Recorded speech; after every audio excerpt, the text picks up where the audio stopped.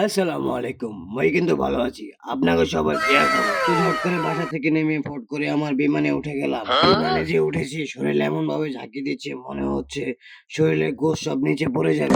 অবশেষে চলে আসলাম আমার সেই কাঙ্ক্ষিত অ্যামাজন জঙ্গলে। অ্যামাজন জঙ্গলে এসে কুকুরকে একটু নাড়া দিয়ে দিলাম। এরপর চলে আসলাম বিশাল বড় এক আপেল নিয়ে সবাইকে খাওয়াতে।